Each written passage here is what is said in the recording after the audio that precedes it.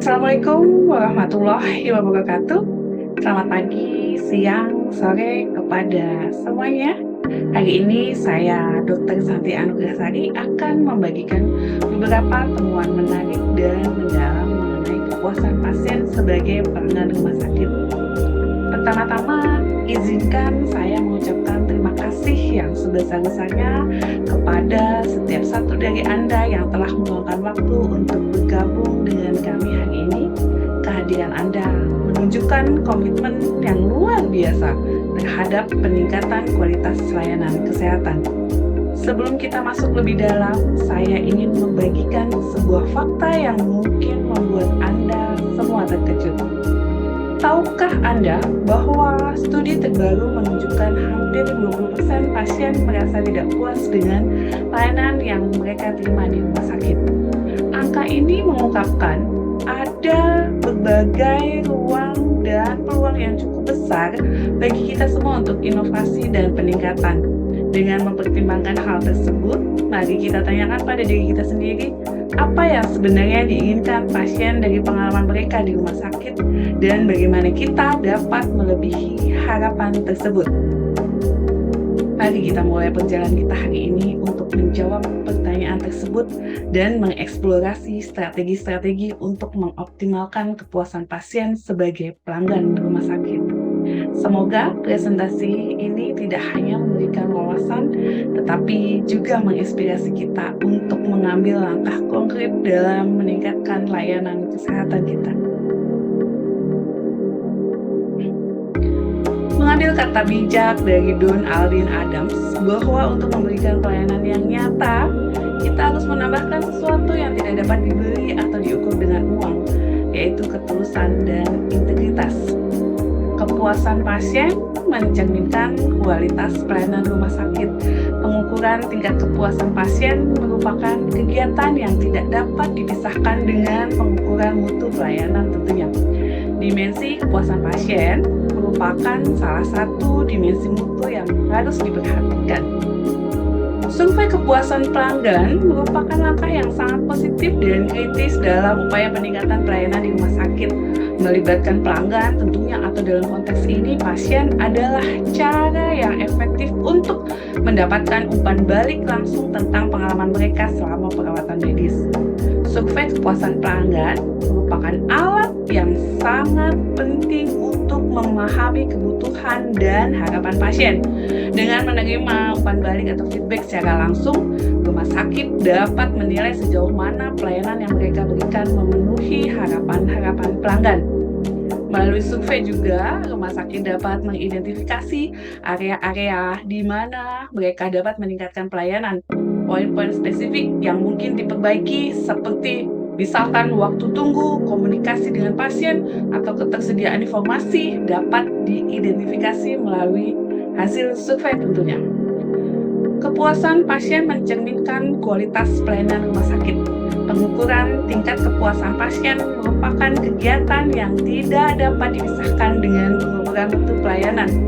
Dimensi kepuasan pasien merupakan salah satu dimensi mutu yang harus diperhatikan. Survei kepuasan pelanggan merupakan langkah yang sangat positif tentunya dan kritis dalam upaya peningkatan pelayanan di rumah sakit. Dalam hal melibatkan pelanggan atau dalam konteks ini pasien, ini adalah cara yang efektif untuk mendapatkan feedback langsung tentang pengalaman mereka tentunya. Survei kepuasan pelanggan juga dapat meningkatkan kesadaran pasien tentang hak dan tanggung jawab mereka. Pasien yang merasa didengar dan diberdayakan dalam memberikan umpan balik akan merasa lebih dihargai sebagai individu yang menerima perawatan. Rumah Sakit Umum Daerah Koja didirikan pertama kali pada tanggal 8 Agustus 1952 dengan peletakan batu pertamanya. Dibangun di atas tanah seluas 18.000 meter persegi dengan saat ini memiliki beberapa tower, yaitu tower gedung A, B, C, D, dan E. Saat ini Rumah Sakit Umum Daerah Koja memiliki kapasitas 839 tempat tidur.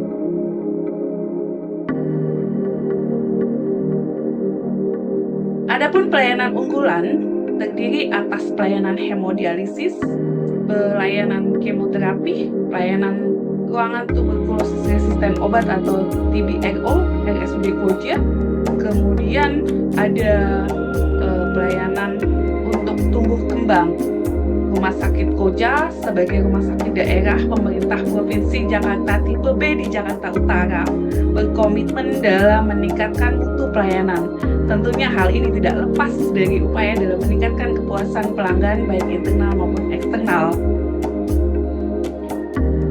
Dalam kali ini, data didapatkan dari pengisian kuesioner terhadap responden internal dan eksternal pada triwulan 1, 2, dan 3 pada tahun 2023. Penyusunan kuesioner ini bersama dengan seluruh perwakilan jajaran Dinas Kesehatan yang menghasilkan kuesioner yang terdiri dari 9 unsur pelayanan sesuai dengan Peraturan Menteri Pendayagunaan Aparatur Negara dan Reformasi Birokrasi Nomor 14 Tahun 2017 tentang pedoman penyusunan survei kepuasan masyarakat.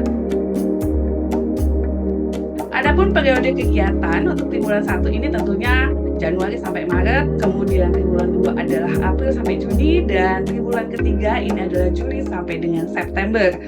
Responden internal kemudian mengisi kuesioner yang telah ditentukan melalui aplikasi Jaki atau Jakarta Kini menggunakan username dan password. Kemudian untuk responden eksternal mengisi melalui tautan atau link dan memindai barcode yang sudah dibuat oleh Dinas Komunikasi Pemda DKI Jakarta. Berdasarkan perhitungan jumlah target responden eksternal untuk triwulan pertama untuk rawat inap 252, kemudian untuk rawat jalan 275 pada triwulan kedua, untuk rawat inap 273 dan rawat jalan 371. Sedangkan triwulan ketiga dengan jenis layanan rawat inap sebanyak 313 responden dan jenis layanan rawat jalan sebanyak 390 responden.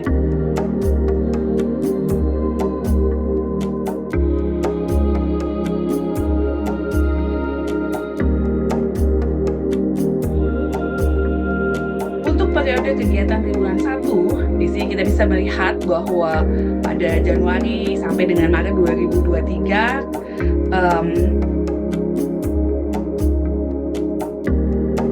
di sini kita bisa melihat 3 unsur tertinggi pada indeks kepuasan masyarakat pada layanan rawat inap adalah unsur biaya, kemudian produk layanan, dan perilaku pelaksana. Kemudian 3 unsur terendah ini pada nilai IKM pada unsur layanan persyaratan pelayanan, kemudian juga waktu pelayanan dan sarana prasarana, tapi ini hasilnya masih di atas 88 semua ya, walaupun ini adalah 3 unsur terendah. Kemudian untuk triwulan kedua, 3 unsur tertingginya ini adalah unsur biaya, unsur persyaratan pelayanan, kemudian juga ada perilaku pelaksana. Walaupun di sini kita lihat ada 3 unsur terendah pada layanan rawat inap pada triwulan 2 ini, yaitu pada produk pelayanan, kompetensi pelaksana, dan waktu pelayanan, namun nilainya lebih dari 93 semua ya. Kemudian pada triwulan ketiga unsur tertingginya adalah persyaratan pelayanan, kemudian sistem, mekanisme, dan prosedur, kemudian juga waktu pelayanan. Untuk unsur yang terendah kita bisa melihat di sini ada unsur sarana prasarana, kemudian perilaku pelaksana, dan produk layanan. Tapi walaupun 3 terendah ini tetap saja di atas 90. Untuk rawat jalan pada triwulan 1, 3 unsur tertingginya adalah biaya, kemudian produk layanan, dan perilaku pelaksana. Kemudian 3 unsur terendahnya kita bisa lihat di sini ada persyaratan pelayanan, kemudian sistem, mekanisme, dan prosedur, serta sarana dan prasarana, tapi nilainya juga masih tinggi. Kemudian pada triwulan kedua 3 unsur tertinggi, waktu pelayanan, kemudian juga perilaku pelaksana, dan penanganan pengaduan. Walaupun di sini ada 3 unsur terendah pada triwulan 2, nyatanya unsur sarana prasarana, kemudian biaya dan nilai, dan produk layanan ini masih termasuk nilainya tinggi. Kemudian untuk triwulan triwulan ketiga, 3 unsur tertingginya adalah biaya, kemudian persyaratan pelayanan, dan perilaku pelaksana. Dan 3 unsur terendahnya pada nilai produk layanan, kemudian kompetensi pelaksana, dan sarana dan prasarana, tapi juga nilainya masih tinggi. Kata-kata hasil survei kepuasan masyarakat terhadap pelayanan di Rumah Sakit Umum Daerah Koja pada triwulan 1 sebesar 93,48 dan triwulan 2 sebesar 96,41 dan triwulan 3 sebesar 96,13. Analisis terhadap feedback dari survei kepuasan pelanggan merupakan dimensi peningkatan mutu pelayanan di Rumah Sakit Umum Daerah Koja. Dengan demikian, RSUD Koja dapat mengidentifikasi dengan jelas, melakukan monitoring dan evaluasi terhadap umpan balik dari survei kepuasan pelanggan internal maupun eksternal. Secara total, memang responden menilai pelayanan yang diterima dalam kurun waktu triwulan 1, 2, 3 di tahun 2023 pada kategori sangat baik. Namun dari hasil tersebut masih ada beberapa unsur yang memerlukan perbaikan secara berkelanjutan. Survei kepuasan pelanggan dapat menjadi katalisator untuk membangun budaya perbaikan berkelanjutan di rumah sakit. Tentunya dengan terus-menerus mengevaluasi dan meningkatkan pelayanan, rumah sakit dapat menyesuaikan diri dengan perubahan kebutuhan pasien dan standar pelayanan kesehatan. Survei kepuasan pelanggan adalah sebuah langkah positif penting untuk memastikan bahwa hasil survei diintegrasikan ke dalam perencanaan strategis dan operasional rumah sakit. Hanya dengan mengambil tindakan nyata berdasarkan umpan balik yang diterima, rumah sakit dapat mencapai peningkatan yang berkelanjutan dalam kualitas pelayanan. Sebagai penutup, izinkan saya menggarisbawahi pentingnya survei kepuasan pasien yang kita bahas pada hari ini melalui pemahaman mendalam terhadap feedback, umpan balik, dan kebutuhan pasien. Kita dapat terus meningkatkan kualitas layanan rumah sakit kita. Ini bukan hanya tentang memenuhi standar, tapi tentang melebihi harapan, melebihi ekspektasi, membangun hubungan kepercayaan, dan memastikan setiap pasien merasa didengar dan dihargai. Marilah kita bersama-sama berkomitmen untuk mengambil langkah konkret berdasarkan hasil survei ini demi menciptakan lingkungan perawatan yang lebih baik untuk kita semua. Terima kasih atas perhatian Anda, dan saya berharap kita dapat bersama-sama menerapkan perubahan-perubahan positif untuk masa depan layanan kesehatan kita. Kain panjang elok dilipat, kain dilipat letak di ruang.